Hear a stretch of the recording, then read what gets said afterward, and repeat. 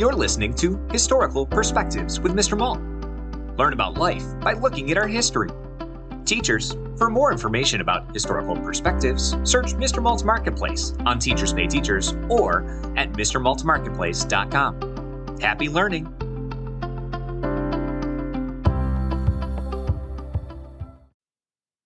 All right, welcome back, everybody, to a very special episode. Today, we're going to be talking about a slightly silly holiday and maybe a fun holiday, probably something that you've all heard of before. I'm going to give you a few clues. So this involves a furry little animal, shadows, and weather predictions. What do you think that is? I think most of you probably got that right. It is Groundhog Day. So Groundhog Day is celebrated every February 2nd. People from across the country tune in to check out that little groundhog to find out if spring is going to come early or if we're going to have 6 more weeks of winter.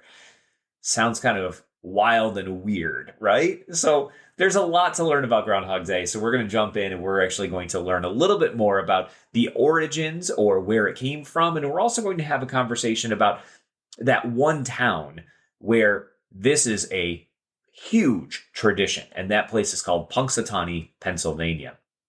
So it is celebrated around the country, and there's a few different places where there are groundhogs that this same celebration is performed. However, the big one, like I said, is in Punxsutawney, Pennsylvania. So early in the morning, people gather around to see a very special groundhog, and his name is, does anyone know? It's Punxsutawney Phil. Now, Phil is not just a typical groundhog, but he's really kind of a weather celebrity. Now, here's the fun part. When Phil wakes up from his cozy burrow, all of the people in the town, they watch carefully to see if Phil will see his shadow. Now, if Phil comes out and he sees his shadow, he scurries right back into his burrow, which means that there's 6 more weeks of winter. But if he doesn't see a shadow, well, that means that spring is going to be coming early. Now, I have a little bit of a secret for you. Groundhogs, well, they aren't really actually weather experts. This is all just a tradition, and it's a lot of fun, but it really has become a much-loved holiday, especially for the people of that town called Punxsutawney, Pennsylvania.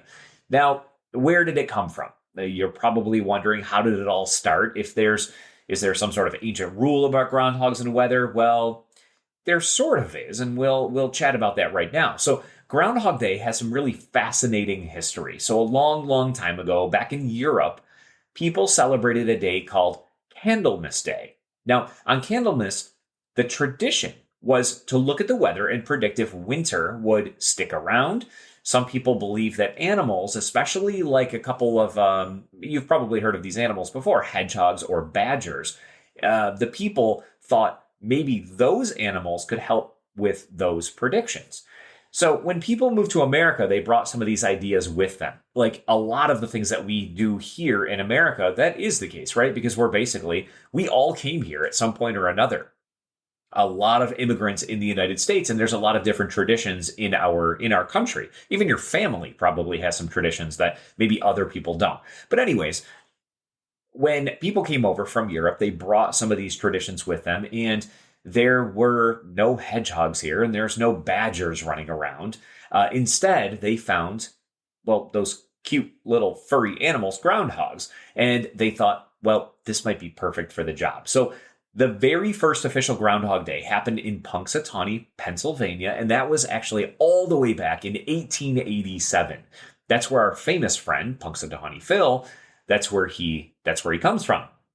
Now, I think it's pretty cool that it started so long ago and it's still celebrated. I know we have some things that we do. There's traditions that are passed down from family to family and from decade to decade. But this has been pretty long standing. So they gathered around, they saw this groundhog, and they started this all the way back in 1887 to see if this groundhog could help predict the weather. So how do people celebrate Groundhog Day? Well, today It is awesome. It's a huge deal in Punxsutawney. Early in the morning on February 2nd, a group of people, and this is so interesting to me, they're called the Inner Circle. They wear fancy top hats and suits. They wake Punxsutawney up at a place called Gobbler's Knob. All right, sounds pretty fancy, right? So there's a big crowd, there's fun music, there's lots of cheering, and everyone waits to hear Phil's prediction. It's extremely festive. The whole town joins in on the fun. There's food, and there's pretzels, and there's cookies. They're shaped like groundhogs. There's decorations everywhere, and even groundhog themed games for kids. The celebration is even broadcast on TV. There are so many media channels, so many TV channels that are there, and they're all recording this as well, so they can really share this out with so many people across our country, but also across the world. So here's the fun little twist. Well, Phil is the most famous. He's really not the only weather predicting groundhog. So like I mentioned, there's other places that celebrate. One of them in particular is called Staten Island Chuck, and that one is actually in New York. But maybe don't tell Phil that. He likes being the star of the entire show, right? So he thinks he's the big celebrity. But there are some others around the country who celebrate in different ways. I'm going to give you a few facts about groundhogs as well. So I would first of all like to say that groundhogs, they're excellent diggers. Their burrows, they can be about 20 feet long in all of my research that I found. 20 feet long, and there's tons of tunnels. It's like their own little underground mansions, I suppose. Groundhogs also hibernate during winter. That means they sleep for months and months at a time to stay warm, and they also save their energy during that hibernation period. If a groundhog feels scared, it can make a whistling noise, which I thought was very cool. They're sometimes called whistle pigs because of that. That's an awesome nickname. And here's something kind of silly. Punxsutawney Phil has been predicting the weather for over 100 years, but you know what? Here's the thing.